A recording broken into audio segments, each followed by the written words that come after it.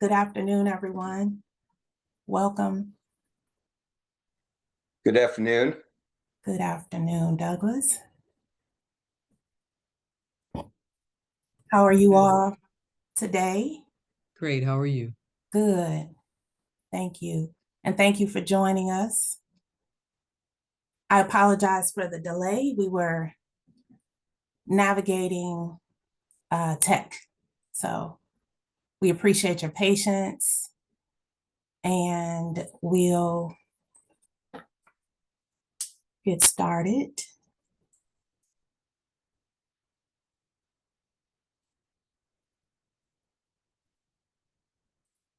Thank you for joining us. We will do introductions, but I will start with identifying myself. My name is Asandi Connor, and I am the director of the Detroit Equity Action Lab. We want to launch this session with a video. We want you to hear from one of our fellows who is a part of our network of over 200 community racial equity leaders who have completed their fellowship experience. So I want to share that video with you all so you can hear from him about the impact that Deal had on his career and his organization. So one moment.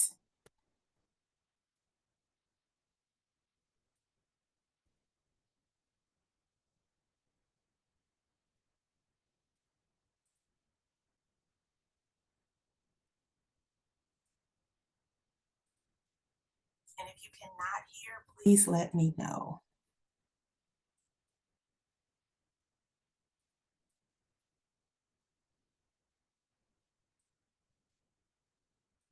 Deal really provided a network of incredible mentors and partners across the city that I've personally been able to learn from, and that as an organization we've been able to work with.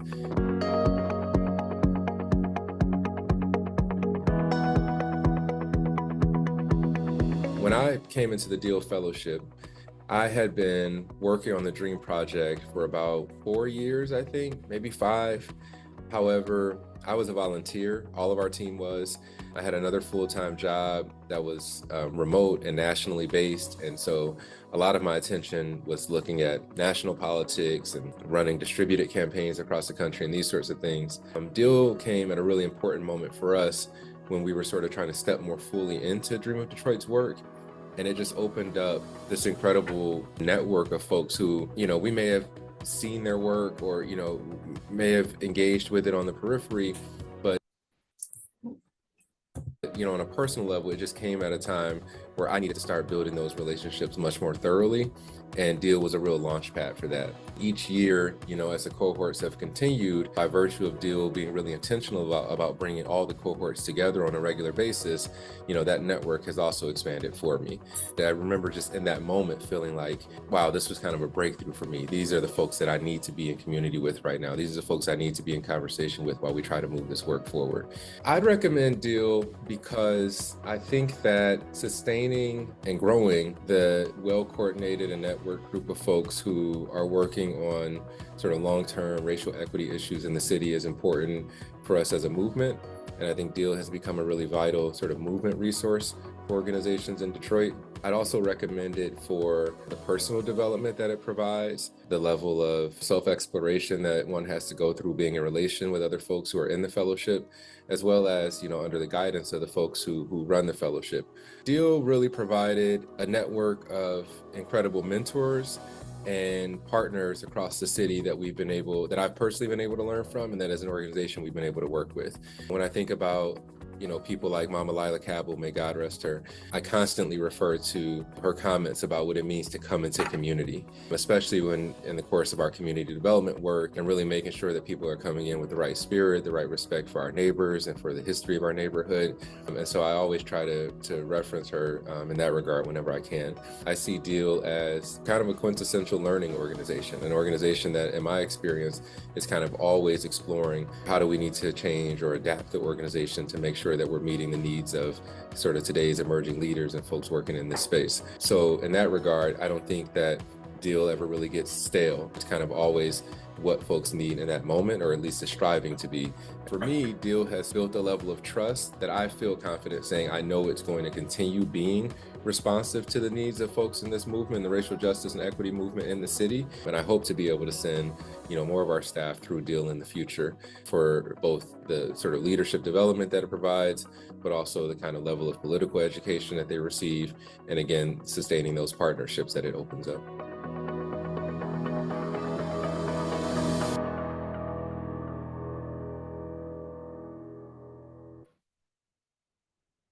All right. Thanks to my colleague,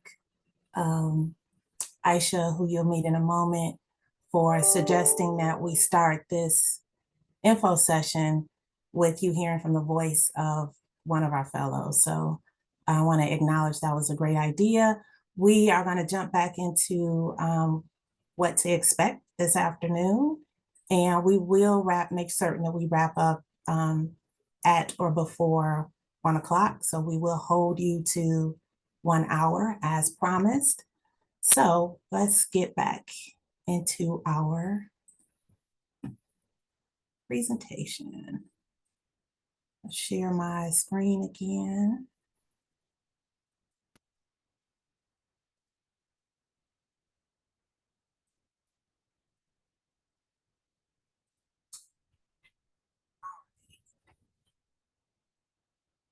We are going to begin with our land and ancestor acknowledgement. I will read that.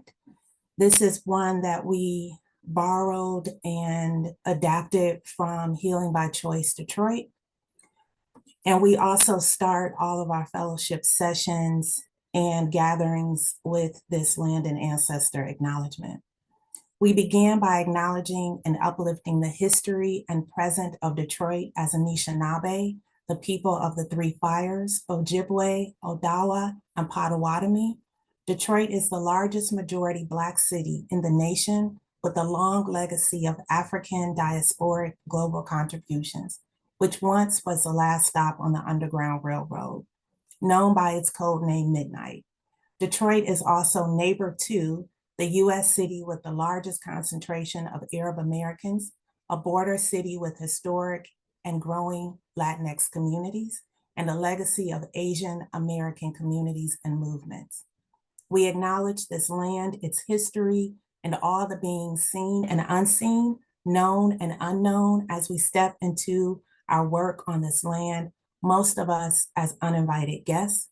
We offer this work in the spirit of reparation, devoting ourselves to justice as we strive to uplift the legacy of this land. Here's our flow for the day. We'll start with introductions, briefly talk about the history of the Detroit Equity Action Lab and the Damon J. Keefe Center for Civil Rights. You'll learn more about what DEAL is. You will come to understand our racial equity definition and the history behind how we developed that. We'll also, of course, talk about the fellowship, who leads the fellowship. We'll answer some frequently asked questions. We'll wrap up with what's next, the process and timeline. And there'll also be an opportunity for you all to ask us any questions that we may not have answered. If we don't answer or have an opportunity to get to all your questions, feel free to send us an email at deal, deal@wayne.edu. You will, I'll remind you of that address, the email address at the end of this info session. So introductions, we are lean today, but this is our mighty team. I'm gonna start from left to right. Our fellowship program manager, who is happily on maternity leave, is not joining us today, but Rihanna Chester Bay. She is also an alum from the DEAL 3 cohort. I have introduced myself. My name is Asandi. I have the privilege of leading this fellowship program, of leading DEAL, and have been with the team for almost 4 years. Peter, if you want to introduce yourself, followed by Aisha, and then Shanice, I don't know if you want to come on camera or just I can introduce you. If you're off camera, that's fine as well. Peter, you're up next. Great. Good afternoon, everybody. Thank you for showing up with us. My name is Peter Hammer. I'm a professor of law at Wayne State University, and I direct the Damon J. Key Center for Civil Rights, of which DEAL is our most important project. Hi, everyone. I'm Aisha Jamali. I work with DEAL as the communications and marketing specialist. I'm going to introduce Sharnice. She is our I just realized we need to update the slide. She is our new community engagement, program community engagement coordinator. Namira? Peace, everyone. My name is Namira Samanani. I am a fellowship facilitator and also a DL3 alum as well. And rounding out our team, Namira is an alum and she is a part of our design team. And rounding out our team is Shane Bernardo, who is also a DL2 alum. So this is the team and the collective that of the DL staff. And we are affirming that this team will grow, I'm hoping, within the next, either later this year or early next year. And now Peter will talk a little bit about the history of the Keith Center and DEAL. So I often say at the Key Center, we view spatial structural racism as our generation's primary civil rights challenge, and that we have to address it with the same creativity and energy as our ancestors fought the very first one. And what that means is trying to look at the issues of Detroit, whether it's tax foreclosures or emergency management or water shutoffs or issues with the public schools, through a lens that really acknowledges the spatialization of race and the racialization of space.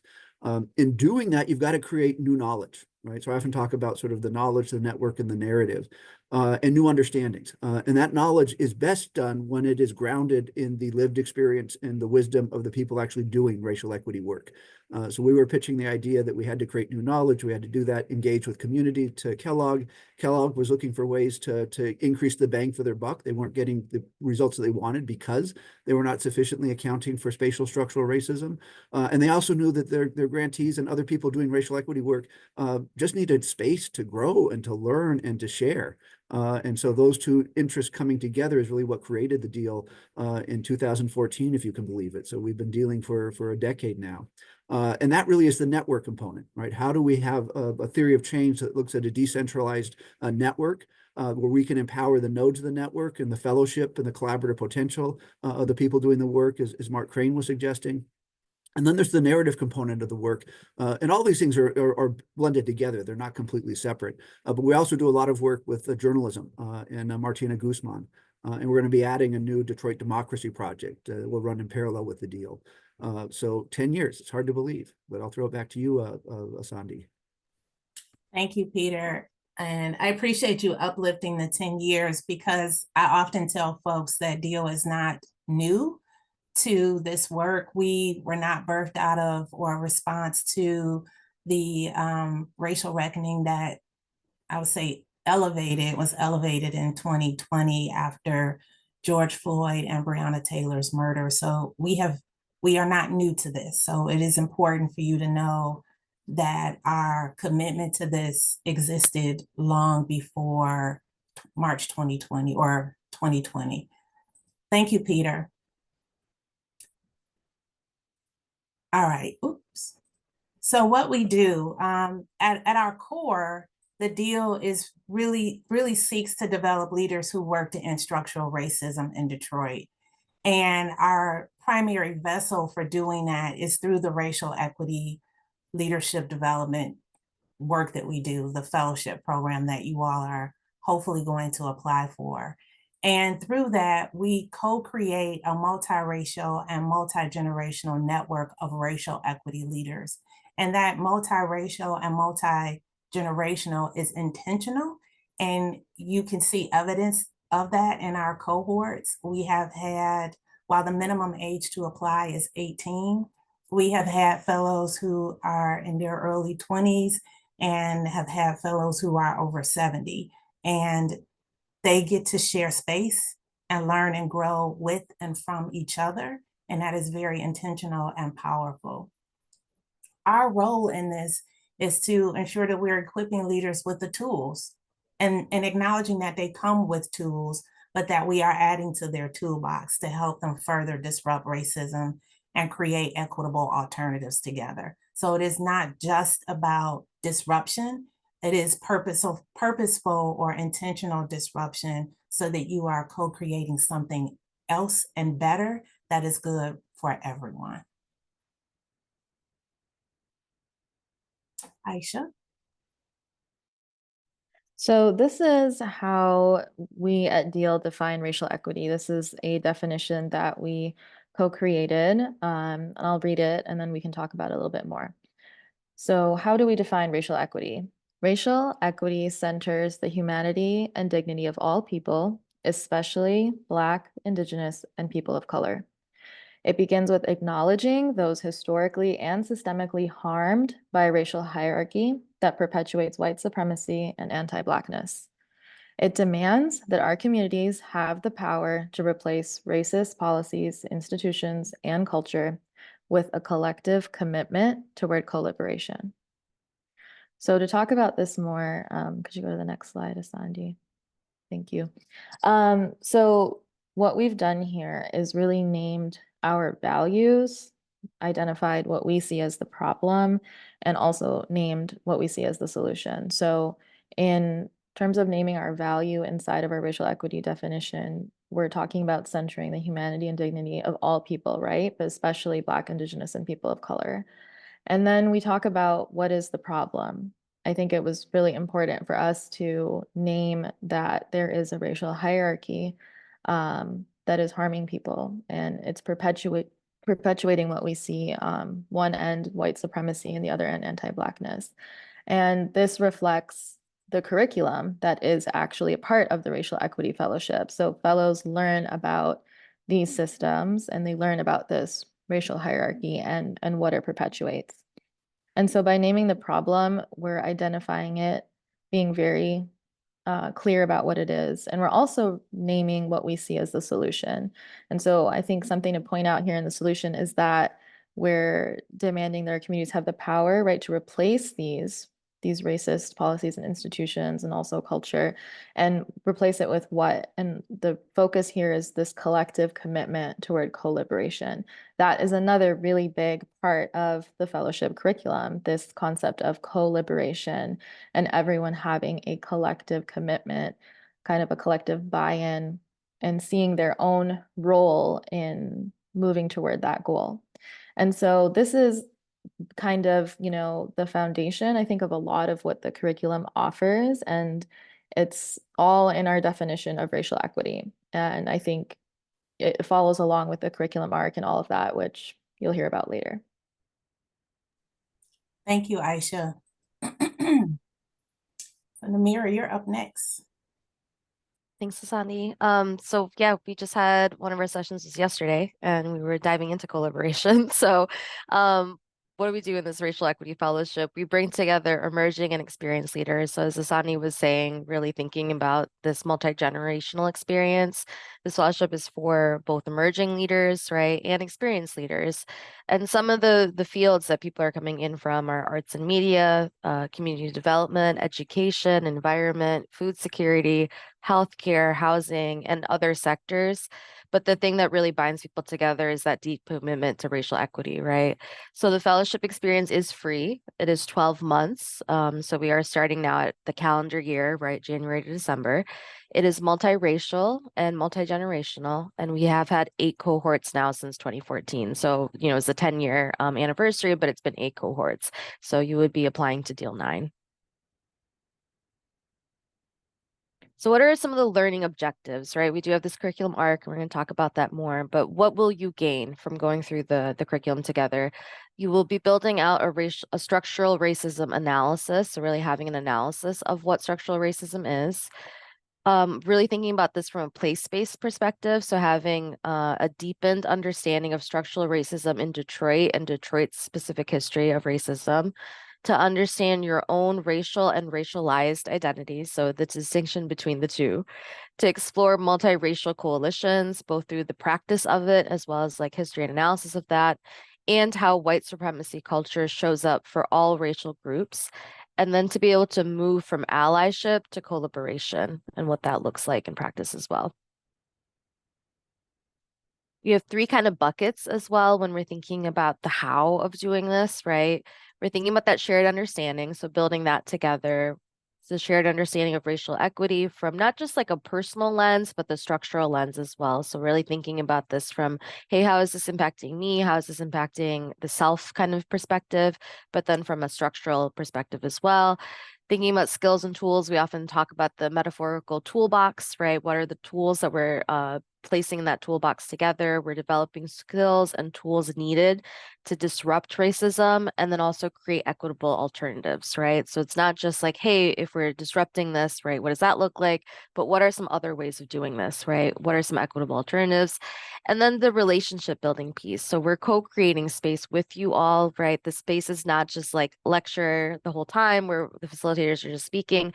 We're co-creating space with the participants and we're deepening relationships. You will get to know people very, very deeply within the space, within that multiracial and multi-generational network of racial equity leaders. Amira, can I ask you to say a little Yeah. bit more about the first one that's personal? Because I believe that that's one of the things that makes Deal quite unique, and we've heard that from fellows who have completed their fellowship experience, like this personal part, I think Yeah, often surprises folks on day one. I think so too. Yeah. One of the things that I think comes up in this space, because you often hear like, oh, expect to sit with some discomfort, right? And so people are like, oh yeah, discomfort, right? Discomfort's going to come up from some of the uncomfortable truths or the uncomfortable, like hard things that we're going to be discussing. And then it's not that that's not there, but the discomfort comes from some of the personal prompts or the history. We used to talk about the homework assignments. We'd say like, oh yeah, you're going to get a homework assignment. But this cohort in particular, kind of the reframe came in as soul work, right? And so, for example, one of the soul work that we give is around personal lineage, right? So when we're saying like from a personal lens, how has white supremacy, how has structural racism impacted your own lineage, right? How has this shaped generations within your own family, within your own kind of history and your journey throughout the world, right? So we talk about migration stories, we talk about generational trauma, we talk about epigenetics, right? So as we think about racism as a system, as a force that has shaped generations, we recognize that trauma has an imprint on our bodies, right, on our physical bodies, and on psychological trauma that has been passed down through families.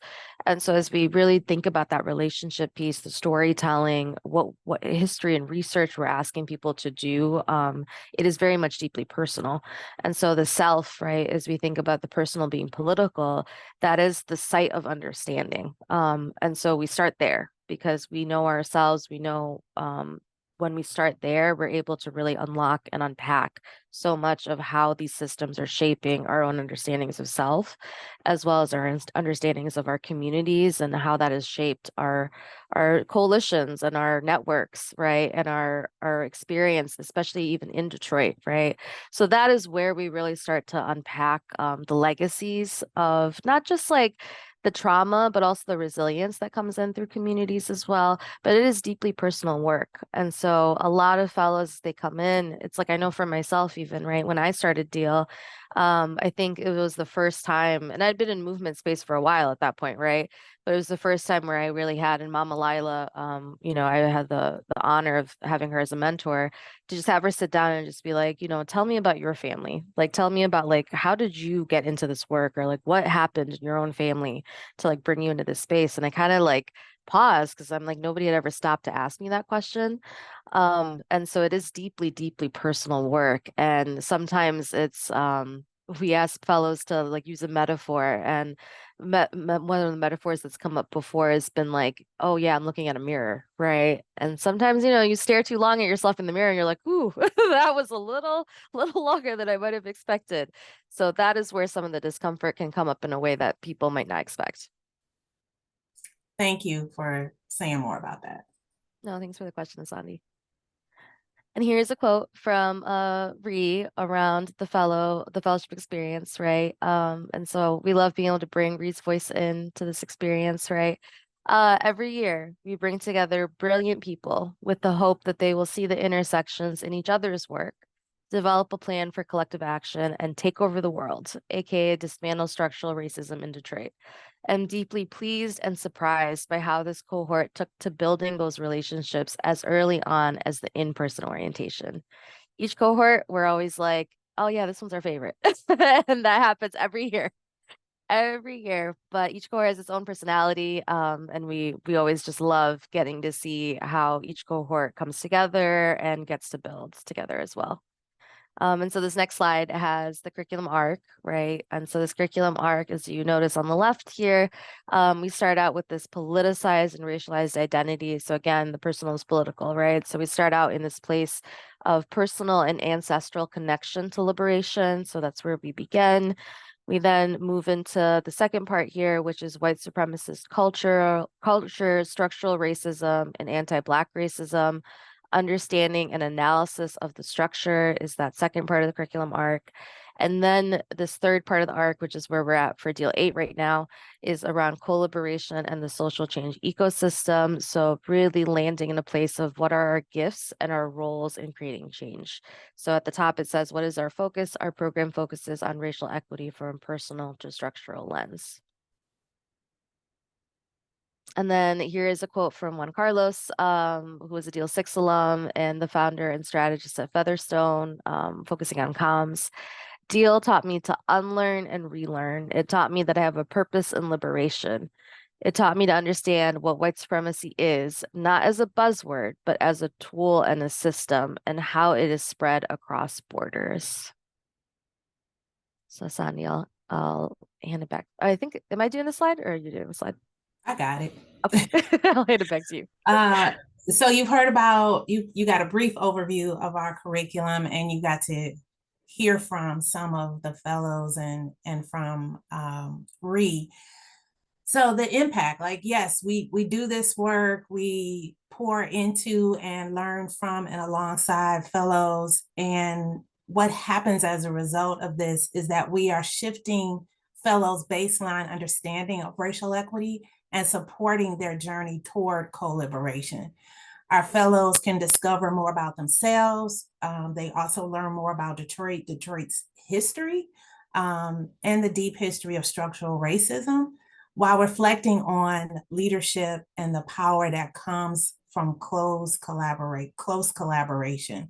So again, it is starting with the personal. It is acknowledging systems and history, and we don't stop there. It is, okay, what are we going to do about it? And at the culmination of that, after their fellowship experience ends, one of the things that we are actively working on is this further activation and deepening of the lab in Deal, so that your learning, your engagement, your disruption doesn't end at the end of your fellowship experience. So know that it starts as 1 year, and there's a continuation of network development and support from your fellows, but also from the Deal team as well.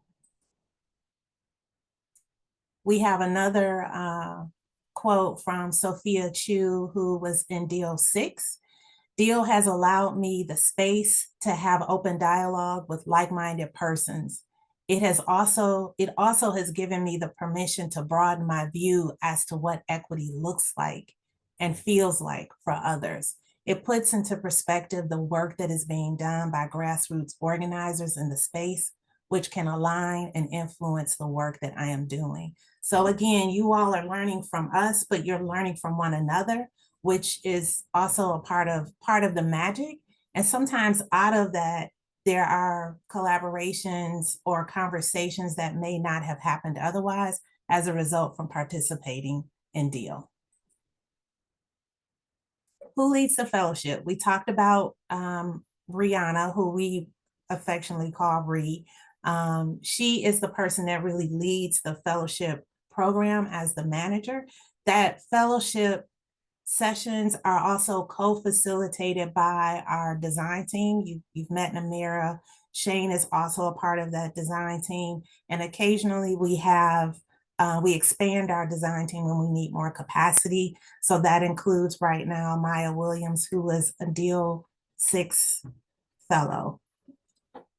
And in addition to this core team, we also will occasionally invite guest presenters or other fellows from different cohort years to come and talk and facilitate. So for example, yesterday for our collaboration conversation, we invited Deal 3, Rabbi Alana? Deal 2. Deal 2. We invited a Deal 2 fellow, Rabbi Alana, to come and talk about her work in moving from allyship towards collaboration. And so that happens several times throughout the fellowship curriculum. Now for some frequently asked questions, like who can apply for the fellowship? Who's a good fit? What are the fellowship commitments? When and where does the fellowship take place? And how can you support the fellowship? We are going to tell you. So you've heard us talk about emerging and experienced racial equity leaders. I'll talk a little bit more in a few moments about emerging and kind of clarifying what that means, because sometimes people, I think, discount the experience that they have. So we'll provide some clarity around that.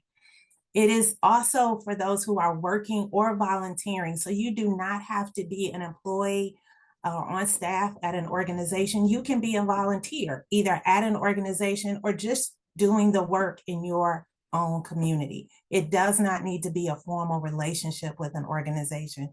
We have also seen, as you saw with Juan Carlos, that we've had a few entrepreneurs who identify as racial equity leaders. We typically don't have entrepreneurs, but occasionally we will have those that apply, and they are welcome, as well as artists. So think really broadly, either for yourself or others that in your network who you think may be interested. Don't discount that this is a place for you. Again, we talked about work and volunteerism, and it must impact the city of Detroit. It can be metro-wide, but it does need to touch, the work needs to touch the city of Detroit. This is, again, for those who live or work in Detroit or in a metropolitan area, just circling back to it needs to touch the city. We are the Detroit Equity Action Lab, and the minimum age to participate in the fellowship is 18.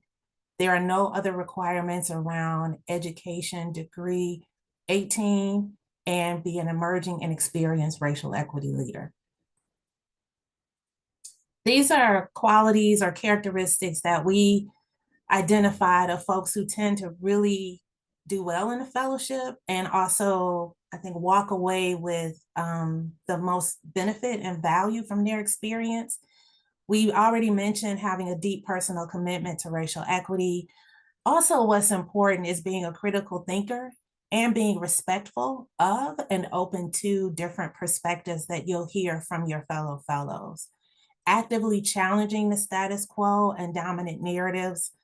Believe that you can positively influence racial equity in Detroit. The Deal Fellowship is not a space just to come and sit and complain, or we are about solutions, like acknowledgement, what can we learn, and then what are we going to do about it?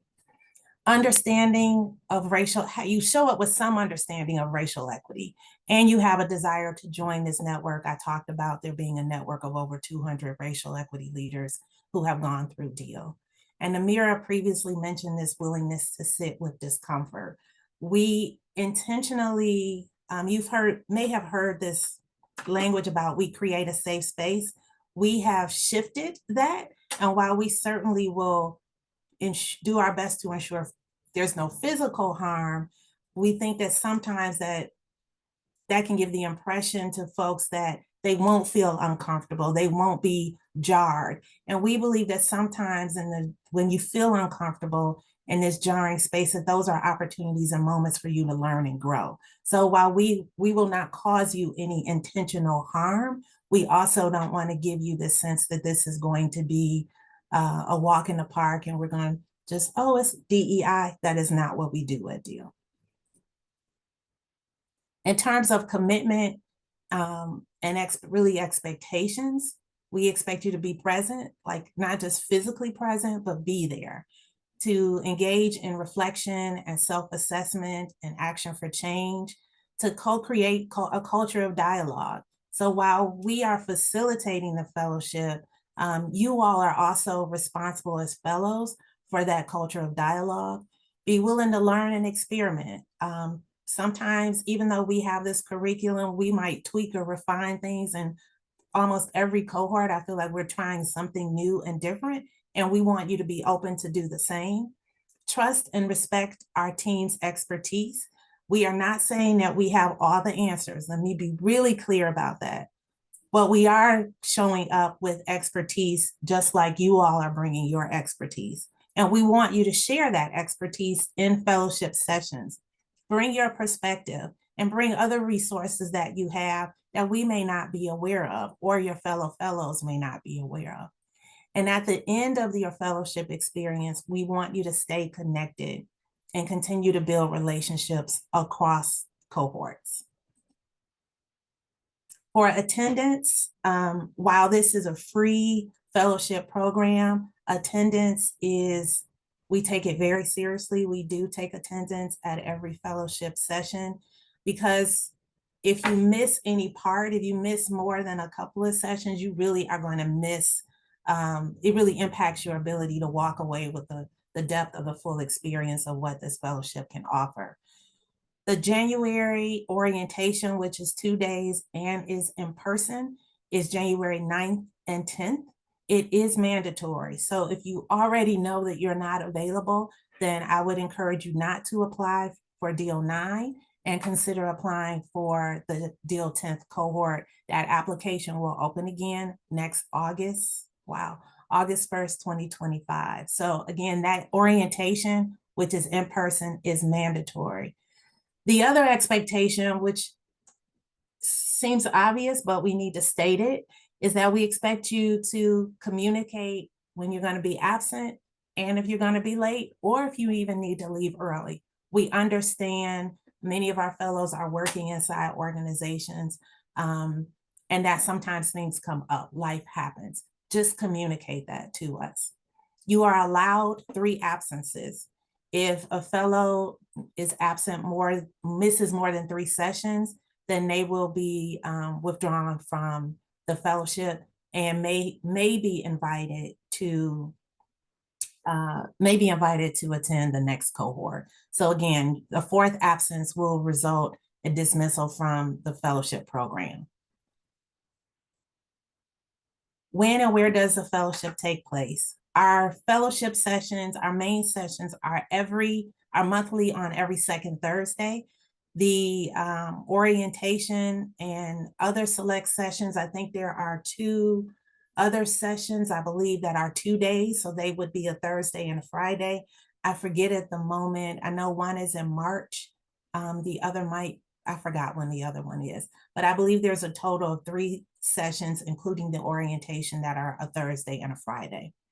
We also offer optional sessions, and those are on the 4th Thursdays, except for in November because of the Thanksgiving holiday. And optional sessions are optional. They are an opportunity to either deepen relationships or do a deeper dive into the curriculum topic that we discussed in the main session. And all of the optional sessions are virtual.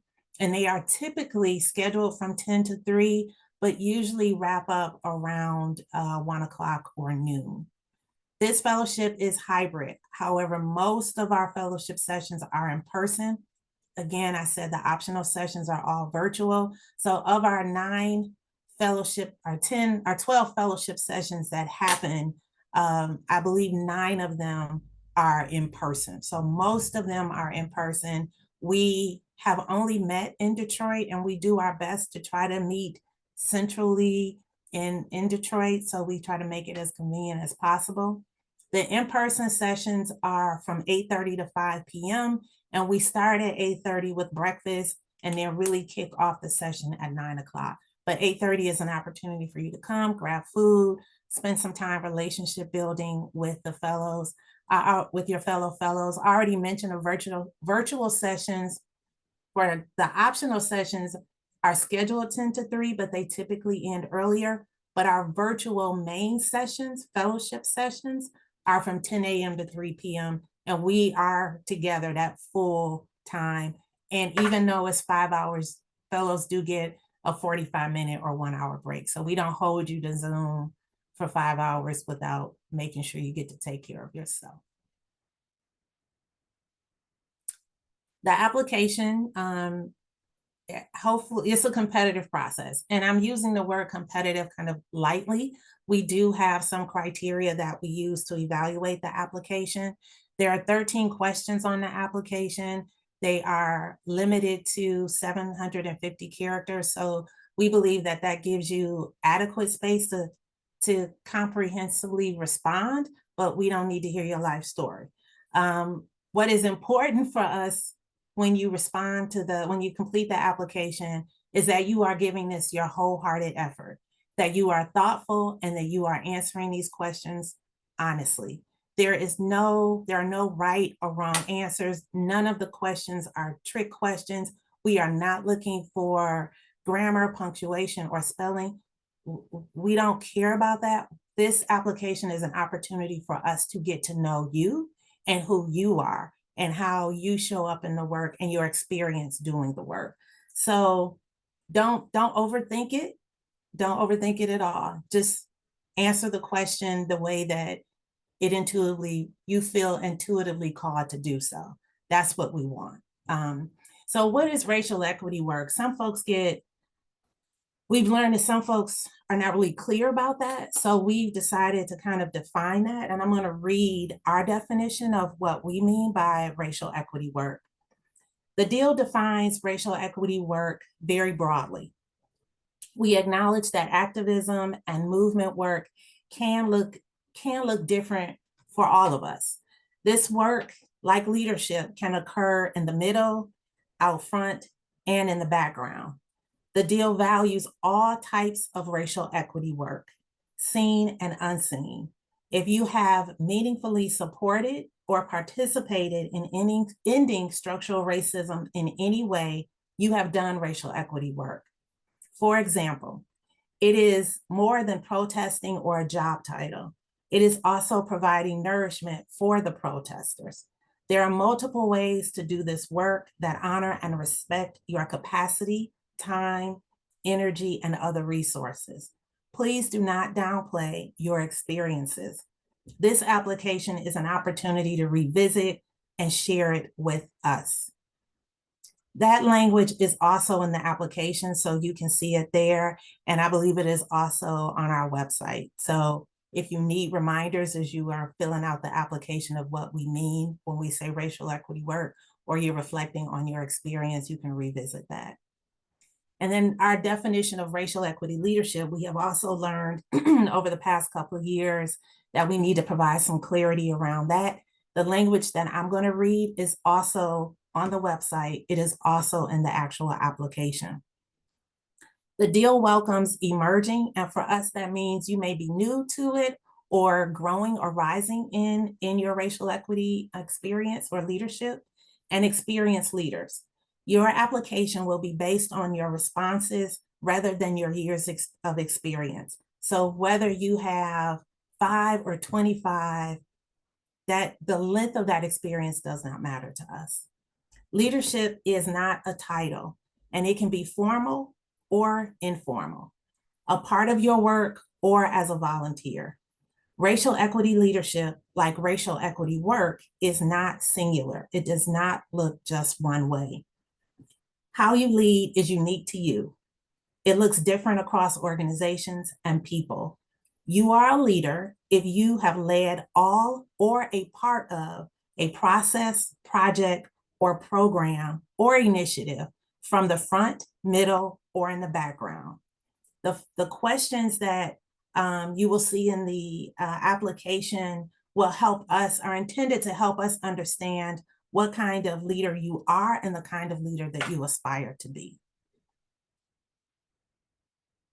how we select the fellows. We have an application jury that are of staff and fellowship alum, and we evaluate out of all of the questions, we have identified the 5 that we think are the most critical, and those questions are weighted. Your responses to those questions are weighted, as well as the overall application, and that is how we determine who gets invited to participate in the fellowship. I want to reiterate that we value both like your career, your professional experience, and your volunteer experience. It is important for you to know that while we have this jury, the deal staff make the final decisions based on the evaluation criteria of who gets invited to the Deal 9 Fellowship. The application closes on Monday, September 30th. So you have just over 2 weeks, and it will close at 11:59. So you do have exactly until 11:59 p.m. We'll notify you about 6 weeks after that, whether or not you've been invited to join Deal 9. So you'll get that notification on November 15th. And then, as I already said before, the fellowship orientation is on Thursday and Friday, January 9th and 10th. You will get all the details about that in your invitation if you are invited to join us. And then we'll culminate the Deal 9 Fellowship experience on Thursday, December 11th, 2025, with our graduation or fellowship celebration. All right, I'm going to stop sharing and open the floor to questions. If there are any questions, anything, I don't know if there's anything that I missed in the chat, but if you have questions, feel free to place them in the chat. You can also come off of mute and ask. Good afternoon. My name is Vanessa Alianas. I'm a relatively new Detroiter and excited to learn about this opportunity. So is there a specific number of people that you allow into each cohort? I'm glad you asked, Vanessa, and welcome to Detroit. We have found that our sweet spot is really no more than 25.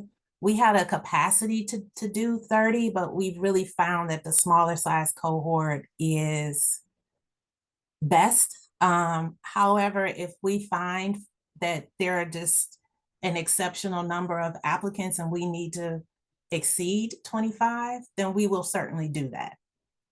But we found that this 20, I would say probably 23, 25 is really a sweet spot. Thank you. You're welcome. And I see a question from, I don't know if I'm pronouncing your name correctly, Mona. I'm not sure. I apologize if I'm not pronouncing it correctly. That you are in Ann Arbor, Ypsi area, not Detroit based.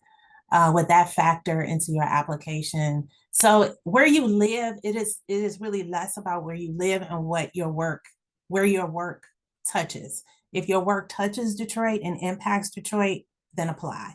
You don't have to reside in the city to be a part of this fellowship experience. And we've had several fellows who do not reside in the city, but your work that you're doing either with an organization or on your own needs to touch and impact Detroit. And if that is not providing more clarity, please let me know, or you can certainly follow up and send us an email, and we can have an offline conversation if you'd like. And I'm going to put the email address in here, deal@wayne.edu. Are there other questions that folks have? Yeah, Anything? thank you for hosting this info session. I had a question regarding what are some of the aspects of a successful application that you've seen? Namira, would you like to? I'm thinking that's a great question. I think like speaking plainly would be one of them, because overall, like the questions are really geared toward, like we're looking for things like thoughtfulness around around these like questions, right? We don't want to see like jargony kind of responses or super academic responses, because ultimately like some of the skills that we're looking for fellows are around kind of that blend of like analysis and tools, right? So we really want to see from fellows like what they've already been trying, where they're already based, what kind of work they're already working on. So ultimately like successful applicants are people who are talking about what they've already been doing. And especially as Asani was talking about the different, like one of the reasons that we want to be clear about the type of work that people are doing is because sometimes when people are like writing their answers, we don't want people to get in their heads about like, oh, is this really racial equity work, right?